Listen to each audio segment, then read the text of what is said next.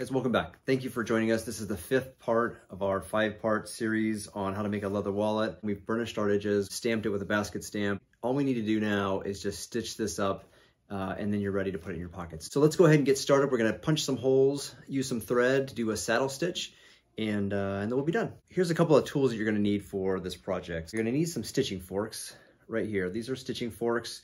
They come in different sizes and different dimensions so that you can kind of pick and choose what you'd like. You're also gonna need this tool right here. This is called a stitch groover. So a stitch groover has a little bit of a sharp edge right here. And what we're gonna do is put this onto our leather wallet. See if I can help show you better. And as we pull this along, it's gonna make a line that we're gonna be able to use to follow, kind of just like a little track that we're gonna use to kind of go in and out with our stitching forks to make our pattern, or our path around with our stitching.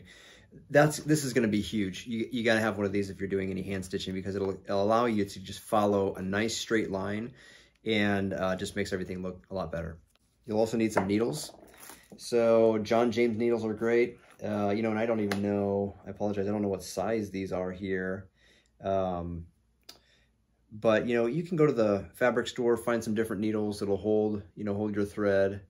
But these ones, I've used these a long time and they've been really great. When you know, sometimes you break them, and I just found that this pair has really been good. And I don't think that I spent that much money on these. So these are great, just so find some needles. So for the thread, I go to Maker's Supply. Maker's Leather Supply, and actually this one hasn't been opened yet, so you can kind of see the label on there. Maker's Leather Supply. Maybe you can see that. So that's great. So here's an open spool. But this thread is great. This is actually 0.8 millimeters. Looks like light brown. It's about $9 at Maker's Leather Supply, and those guys are great. All right, so let's get to stitching. All right, you guys, so now we've got our tools ready to go, and we've identified earlier in our last video which end we wanted to have open. So we've got this end here, so you do not need to put any, you know, marks on the top there. That's gonna stay. I did want to show you one trick though. So I'm gonna go ahead here with my stitch groover, and you're just gonna rest this on the end, and you can adjust this with this screw. This will adjust in and out. And so if I pull this, you know, I can kind of adjust this, you know, to the dimensions that I want. And I've kind of always used it right about there, maybe like a, you know, kind of a 1/4 of an inch. And then you can kind of see that goes over a little bit too far. So I want to actually make this a little bit tighter. So we kind of get right in the middle there. Yeah, so I think that should work. So I'm gonna take my stitch groover and just set it right about here and just pull it down towards me. Okay, so you can kind of see, it makes a line. It basically just takes out a little piece of leather. And so now I have this little channel here, this little track that I'm gonna be able to use my stitch forks, poke the holes in there, and I can keep them nice and straight. So we're gonna go ahead and go around the corner.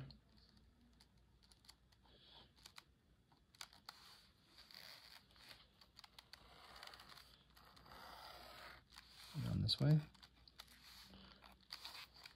Turn the corner, and then pull it home. There you go. So there's our channel where we can start using our stitching forks to make our holes. So now we'll take our stitching fork, and this is our longest one that we're gonna use. So this is 4 millimeters. So what we're gonna do now is I've got a nice kind of a piece of leather underneath this, because as I drive these through, this is really gonna go through the other side, and whatever you're, you know, hammering on, that's gonna make contact, and it could be a problem if you're gonna, you know, you could break these, or it could damage the table that you're working on. Just sitting right in that channel, and you wanna be straight up and down, and you're gonna wanna just use your hammer.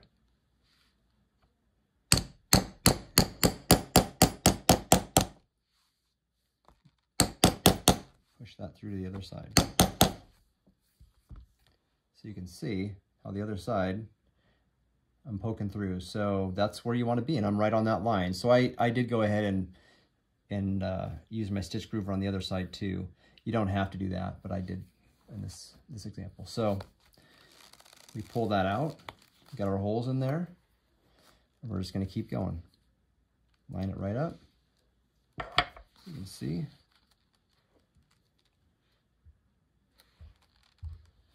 And it's important to know that I put my first fork there into the last hole. So that keeps me right in line with my last punch. So I put that in there. Just hammer. I'm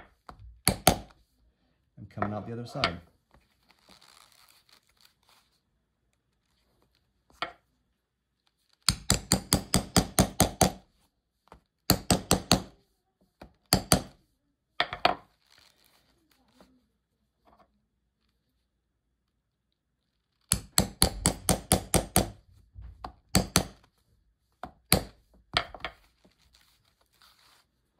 All right, so you can see we're getting to the corner here. So I'm gonna actually go back 2 notches. Instead of going for 1 notch, I'm actually gonna go backtrack 2 because I wanna hit this corner just right. So I'm gonna put my fork in here, in the last 2, pound that in there. Okay. And then I'll take a smaller fork. You can either use a 2 or a 1. I'll probably do the 2 here. I'll just go around the corner with the 2. Just to kind of simulate that corner. And then I put my big one back in here, right on that last hole. Bury that. Put the rest on the track. Keep going.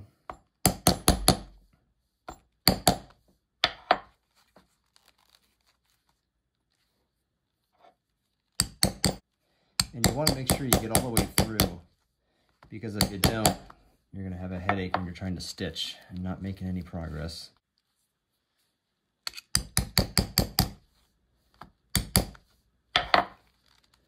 Okay. Do a bit of an angle. See that how I'm at a bit of an angle there? About a 45, just to try to catch that as a corner.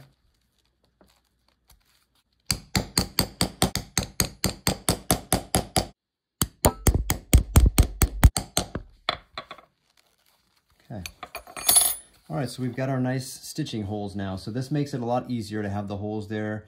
You know, this is going to be a nice, easy project to stitch. So this shouldn't take too long. I just wanted to show you one more trick too. So we punched this side here with our stitching forks.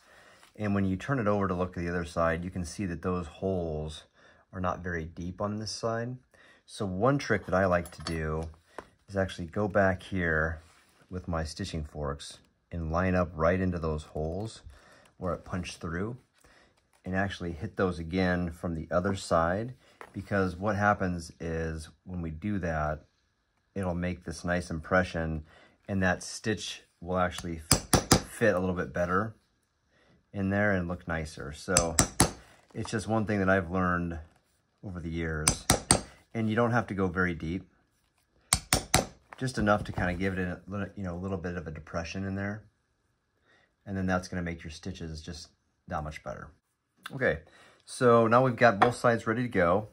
And what I've found is when trying to determine how much thread to use that's this thin, I usually do about kind of lay this thread out around this pattern.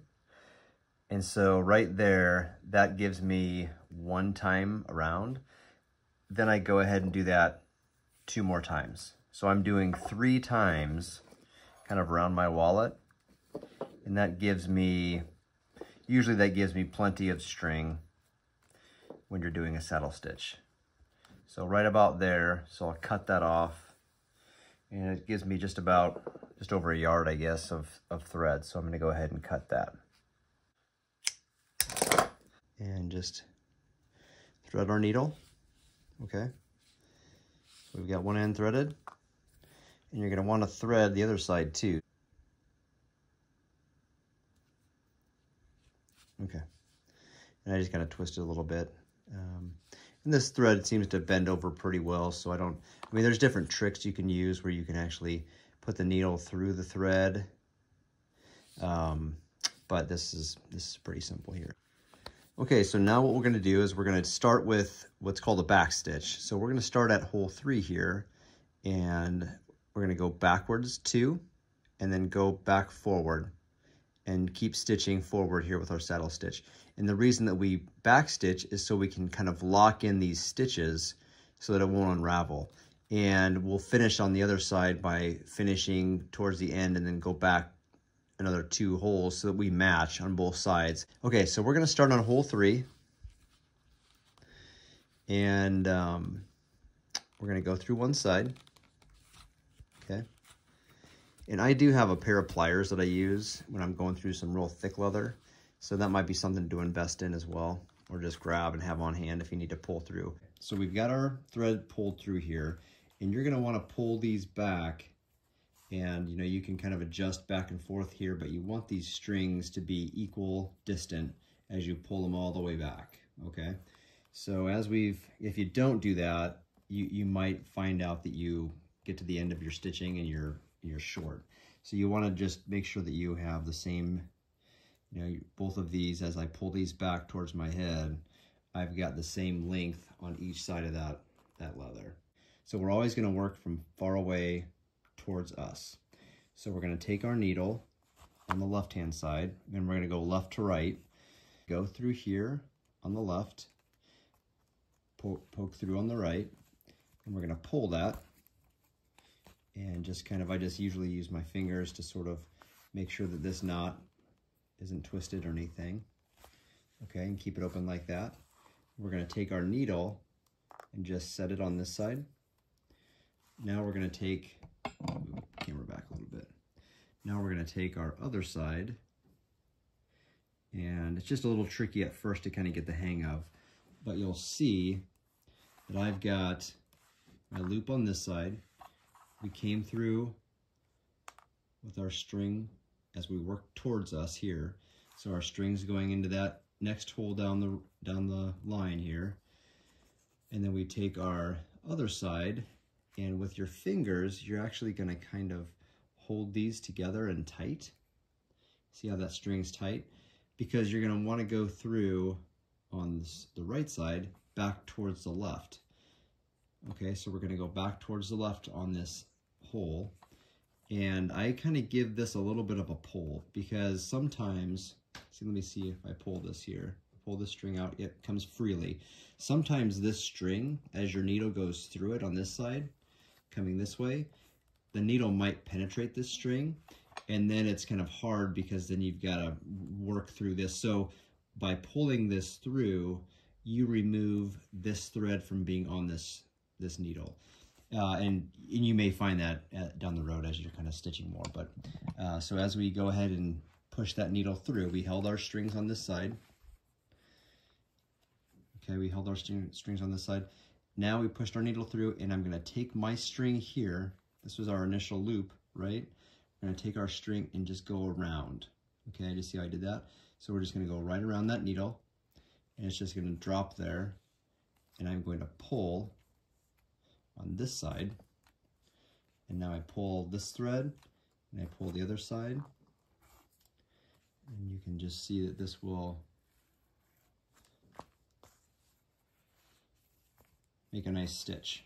Okay, so we have our first stitch right there, and at this point you still have some flexibility. Like I can pull this thread through, it still moves on me here, so I can adjust if my strings as I pull back aren't equal distant, then I can adjust here. So I'll double check my strings just to make sure. I'll pull them all the way back, and I'm perfect. Okay, so I've got everything matching up. So now we keep working left to right. So we've got our strings separated. Okay, so now we're going to go to our next hole. Go from the left-hand side, push that string through all the way, pull it through, and just keep pulling. So I've got our kind of a big loop here. I'm just going to set that needle down. I'm going to take my other needle on the right hand side and make sure that that's not crossing anywhere. I'm going to just pull these two bottom strings. It's one string, but I'm going to pull those two tight so that I can put this needle right alongside that, and it's sitting there like that, and I'm going to pull this and it pulls freely, so I know that I'm not caught. Loop it over, hold that down just a little bit, but then I can pull that through. And when you have a stitching set, a stitching pony, it makes your job a little bit, or life a little bit easier, because you don't have to finagle with trying to hold the wallet up or whatever piece you're working on. But now you can see there's 2 stitches right there, and here's the back side. And you'll see that by punching that back side, it's just going to make those stitches just a little bit classier, a little bit more professional. So let's go ahead and do one more here together. And so you're going to see we're going to come to the very end. So we're going to go through,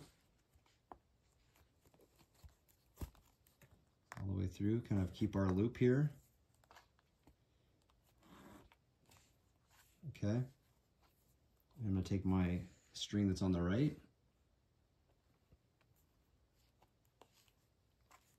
hold these 2 strings down, go down alongside that string,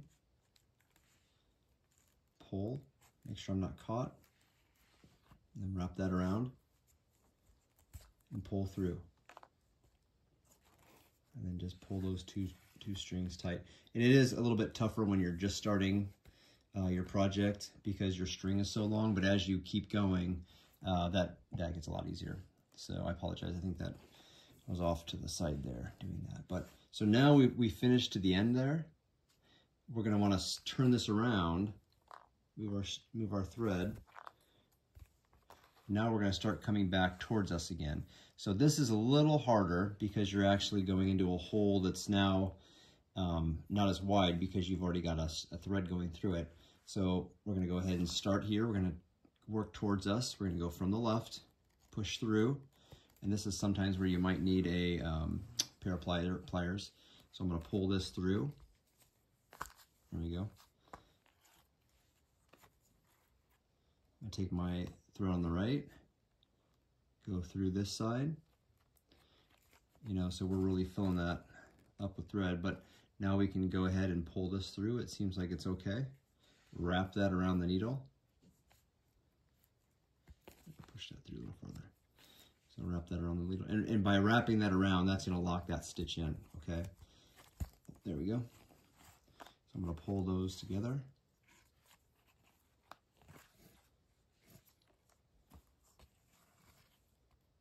And just pull tight. And now you can see that there's a little bit of a double stitch there. And that's okay, that's kind of how we lock it in. So we're going to follow that back down here to the next hole. Going through there, pull it through. I'm going to work on my right hand side, come back to the left, take my string over, pull it, make sure it's loose over the top of that needle, and pull it through.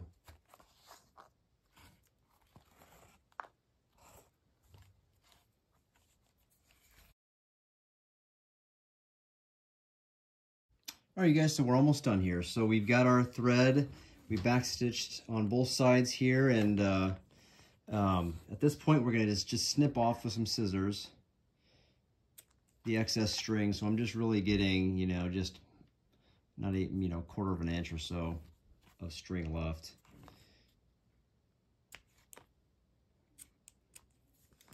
Okay, so you can kind of see there that we've just got a little bit of string on each side. To finish this off, we're going to take our lighter. We just got a Bic lighter here, and we're going to just go ahead and burn these ends. You can watch. You can see how that kind of just melts there. Let's do the other side here.